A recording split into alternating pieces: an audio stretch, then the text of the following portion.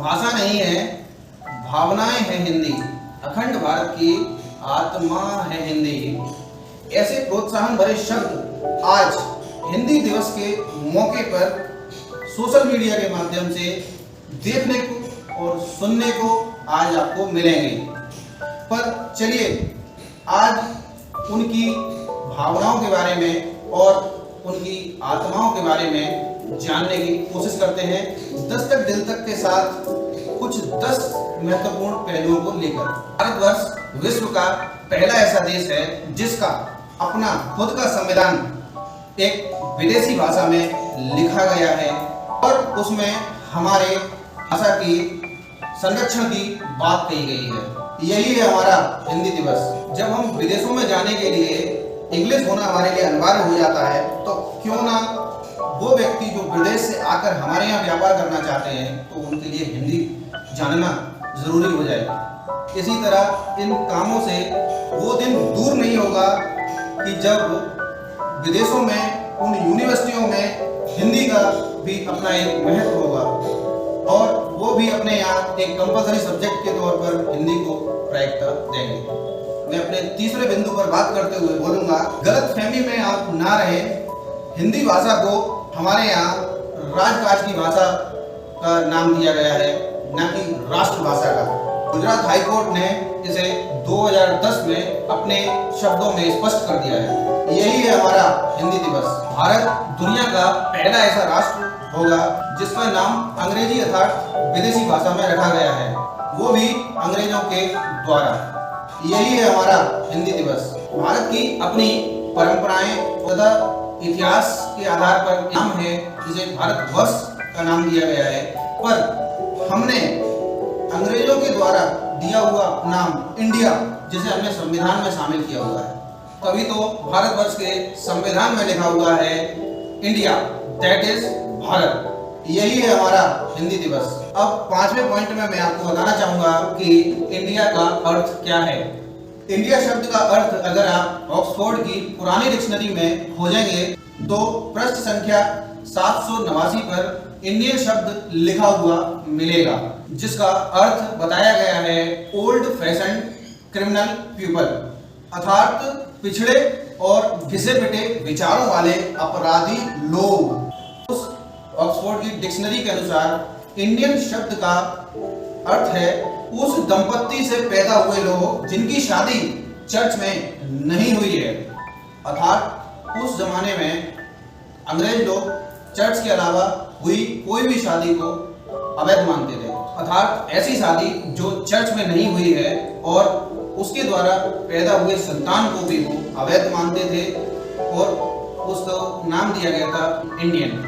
आज भी अंग्रेजों के मुंह से आपको ये गाली सुनने को मिल जाएगी, यू ब्लडी इंडियन। उसमें इंडियन शब्द भारतीयों से नहीं है, बशर्ते उसे गाली से दिया गया है। इंडियन शब्द यह वहाँ की एक प्रकार की गाली है। यही है हमारा हिंदी दिवस।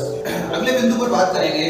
भारत में 1953 को पहली बार हिंदी दिवस मनाया गया, जबकि 14 सितंबर 1949 को संविधान सभा में देवनागरी लिपि वाली हिंदी भाषा को अंग्रेजी के साथ राष्ट्र की आधिकारिक भाषा के तौर पर स्वीकार किया।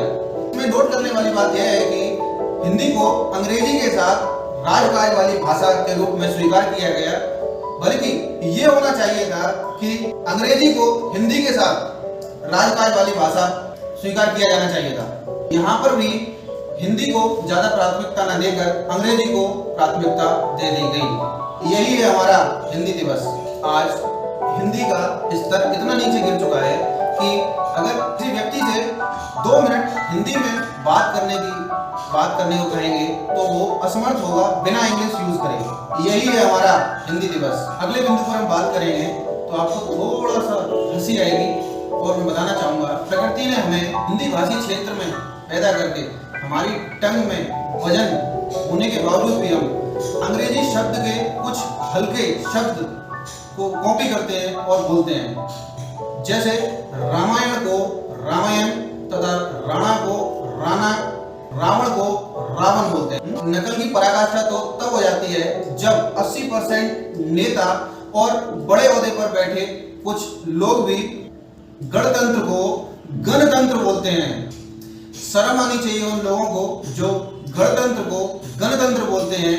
गणतंत्र का अर्थ जनता का शासन होता है और गणतंत्र का अर्थ अर्थात बंदूकों का शासन माना जाता है।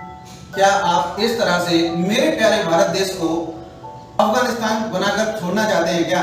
देश के सर्वोच्च पदों पर नियुक्ति करने वाली संवैधानिक संस्था संघ लोक सेवा आयोग में यदि परीक्षाएं कराई जाती हैं तो वह अपने पेपर में छापता है कि प्रश्नों का अर्थ अगर स्पष्ट ना हो तो अथवा भाषा की कोई समस्या होगी तो अंग्रेजी वर्जन को ही सही माना जाएगा।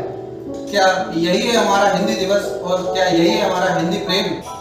हमारे संविधान के अनुच्छेद 351 में स्पष्ट लिखा है कि शिक्षण संस्थानों में उच्च प्राथमिक स्तर तक शिक्षा का माध्यम मातृभाषा में होना चाहिए। लेकिन आज हम अपने बच्चों को कॉन्वेंट स्कूल में पढ़ा रहे हैं और वहां पर हिंदी बोलने पर बच्चों से फाइन लगाया जाता है। क्या यही है हमारा हिंदी दिवस और क्या यही है हमारा हिंदी प्रेम? कड़वी सच्चाई तो यह है कि कॉन्वेंट स्कूल के पढ़े हुए छात्र या लोग जब एक दूसरे से झगड़ा करते हैं तब एक दूसरे के रिश्तेदारों को अथवा माँ बहन को याद करने के लिए शुद्ध हिंदी का प्रयोग करते हैं। इसके अलावा उन्हें शुद्ध हिंदी बोलनी ही नहीं आती। इससे भी बड़ी बात तो यह है कि जब किसी की बेइज्जती की जाती है तो लोग कहते हैं कि उसने हमारी हिंदी कर दी। वो लोग ये क्यों नहीं बोलते कि उसने हमारी अंग्रेजी कर दी? अर्थात हिंदी को गाली के परिप्रेक्ष्य में उपयोग किया जाने लगे तो क्या यही हिंदी दिवस है? आशा करता हूँ कि ये दस्तक आपके दिल तक जरूर पहुंची होगी और बने रहिए चैनल पे, लाइक करें, सब्सक्राइब करें और कमेंट करना ना भूलें और बेल आइकन की ऑल बटन को जरूर प्रेस कर लें जिससे कि आपको नई वीडियो आपको मिलती रहे। जय हिंद, जय भारत।